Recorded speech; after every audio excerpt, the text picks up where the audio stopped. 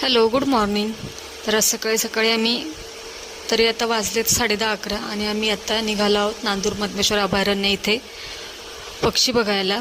आणि दुपारचा टायमिंग होता, आम्हाला जाता करताच झाले 12:30. तर खूप ऊन लागलेलं, तरी पण आम्ही गेलो. आणि आता आम्हाला ज्या स्पॉटवर जायचं होतं तिथे आम्ही पोचलो.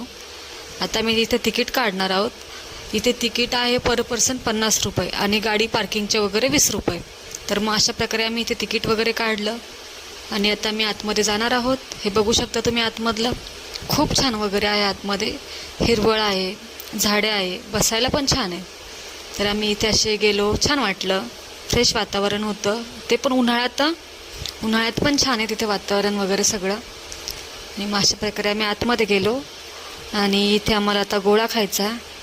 तर हे गेले तर आम्हाला गोळा आणायला. आणि आता मी छान प्रकारे असा गोळा एन्जॉय करणार आहोत. तरी इथे हा आमचा गुड्डू, त्याचं चाललंय खेळायचं काम मस्त. खालून वरती, वरतीन खाली अशा उड्या मारतोय छान. आणि त्याला बघून मला पण छान वाटतंय, मस्त खेळतोय तो.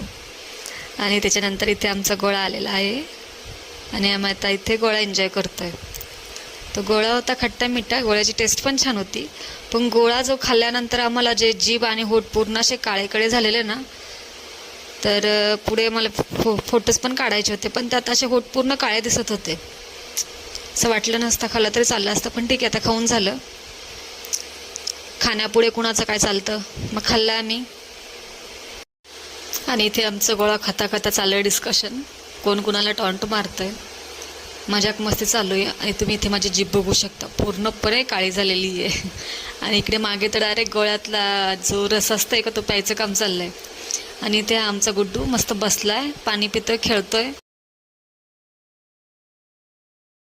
आणि इथे यांचं चाललंय मस्त फोटोशूट.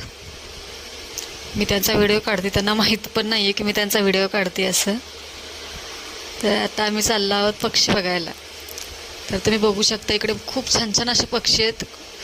पक्षी पण छान आहे आणि मेन म्हणजे क्लायमेट पण खूप मस्त होतं तिथे.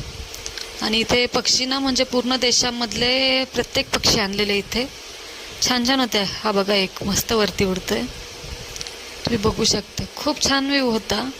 आणि इथे जे पाण्यात पक्षी बसलेत ना, त्यांचा एक छोटासा मी व्हिडिओ घेतला, मला खूप आवडलं ते.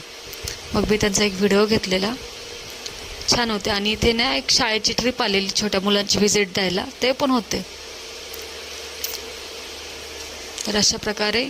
आणि मी इथे दुर्बिणीमधनं बघतीये, कारण लांबून ते पक्षी दिसत नाहीत, कारण ते पक्षी झाडावरती बसलेले.